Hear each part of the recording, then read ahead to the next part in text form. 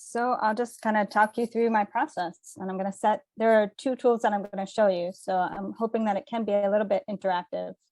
Let's give it a whirl. Okay, so setting my timer.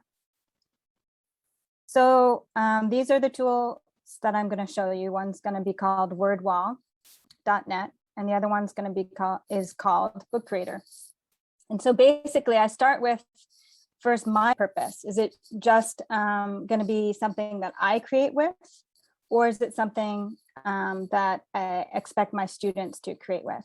And as Laura said, I train teachers, so I always tend to use free tools or tools that can kind of go in that direction.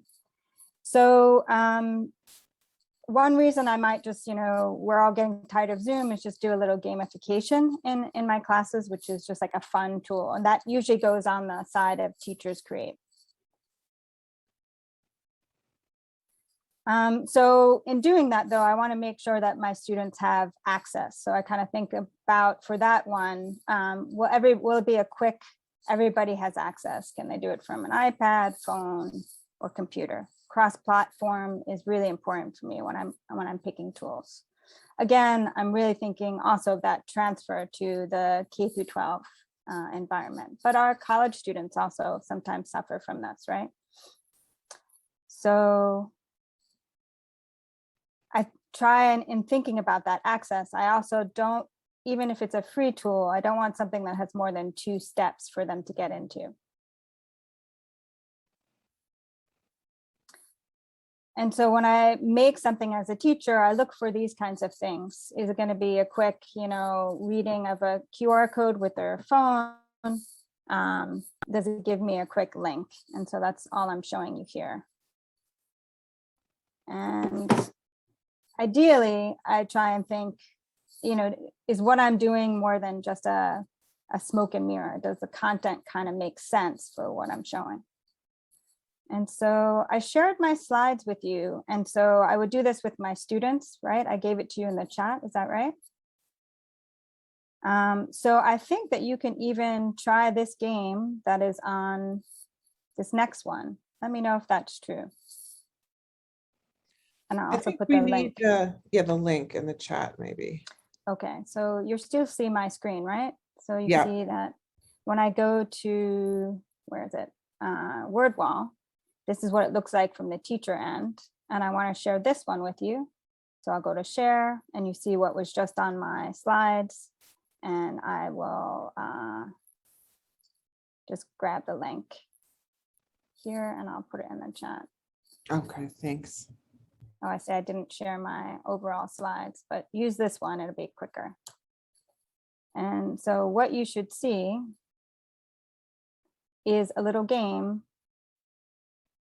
Is that true? And go back to present mode.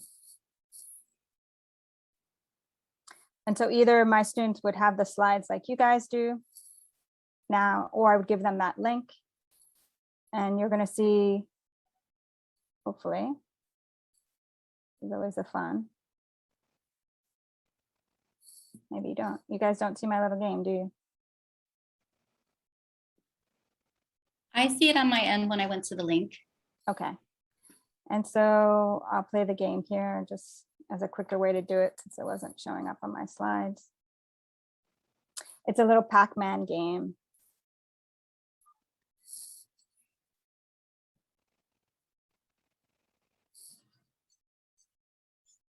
And it's basically, this was part of the library. I'm playing Pac-Man, and I'm asking questions about gamification. So this one, is, gamification in an educational context can be applied at which levels? And then I actually play Pac-Man to answer the question.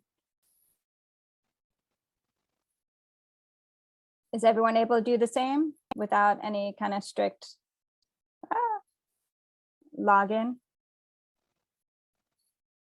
Let's see how you guys are.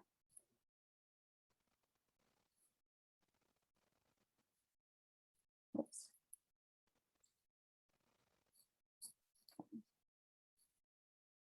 So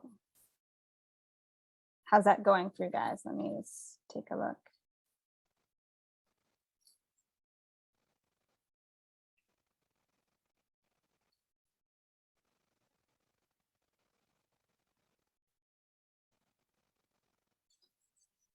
You guys were able to play?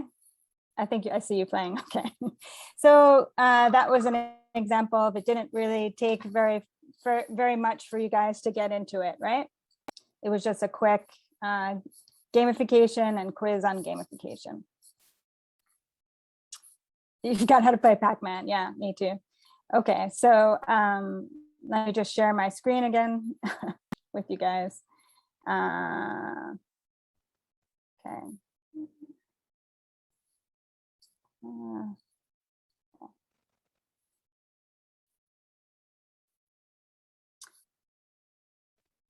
Now you guys are seeing my screen, right? Okay. So that was a quick, fun game, and it didn't take us anything to get in, and it made sense with the content that I was doing. It's also the case that with that WordWall, I could have done something where I required your name if I wanted, to keep track of it. And this is an example that I use with high school students. They're reading about Malala, and it's lets me record my voice, and then the student is able to do a kind of matching, and then I can make it bilingual as well. And then it would keep track of the answers. So let me, so what I liked about WordWall is it let me quickly make something. It wasn't hard for me to make it. I'll go again to that screen. And I can even switch, like that was a Pac-Man, I can do a game show. It is very quick. That's, sometimes I really like that. It's free. I'm not thinking so much about long-term goals there. Okay, so just showing you that I can do other kinds of very quick activities.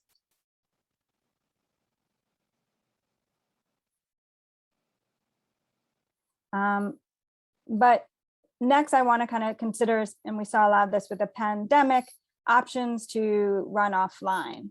So wherever possible, I want to use tools that are not internet heavy because I want to be sensitive to that.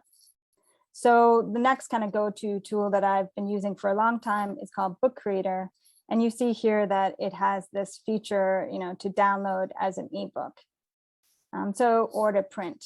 So whatever I make for students, they have this option of looking at it in these ways. And I find that that's, I want to be sensitive to that. I also use BookCreator because I'm looking for a tool that is collaborative, that allows students to be multimodal, so they can use all their assets. Remember, I'm working with language teachers, so I want things like in one tool, if possible, audio, video. I want it to be easy again with that step rule. But this one I'm choosing for longer projects and more individualization. So just to kind of also make another point about it is this is a teacher tool, so it also has PD built in for the teacher. So if after I show it in class, they want to become a certified author and use it, there's little videos that are how-to videos. So when I look at a technology, I try and keep in mind all these different layers. And next, I'll show you how to kind of grab it. And I know that you probably have seen BookCreator before. I think it's used by a lot of teachers. So this is what your bookshelf is going to look like. And you basically give your students an invite code that looks like this. I'll put it in the chat. And that means that you can go to BookCreator yourself and do things like see this yearbook. This is typically a warmer that I do in class.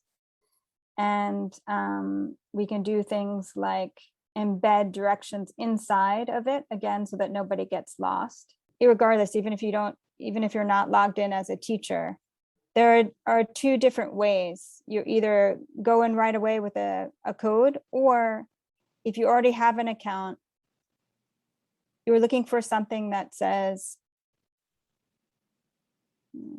join library. And so it depends how much you have in it. Like I have quite a bit in mine, but you're looking for something like this bottom one that says join a library. I am in the book now. You are in it. So that code that I put in the chat was okay. The code is good. I think the thing is, maybe it's the joining BookCreator to start with.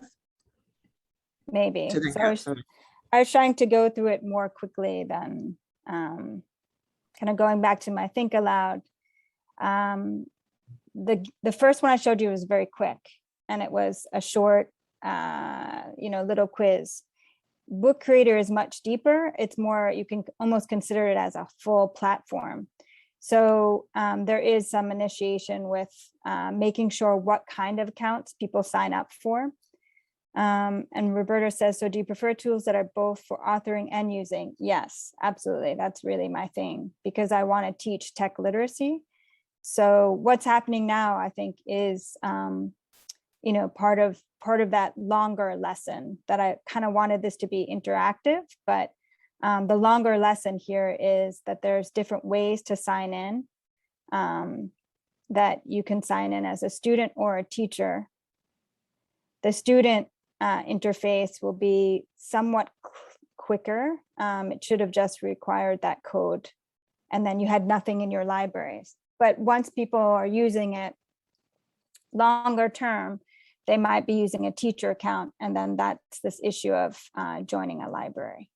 BookCreator is more the side of, it's a platform in itself. It's collaborative so that I can see what my students are doing in real time, but it's going to take a longer setup. But ultimately it's more powerful than the other ones because students create in it. So when I pick a tool, I look for things that will have that transfer where I'm showing how to use it, and then it keeps growing. They're showing each other or their students, ideally, how to use the tool.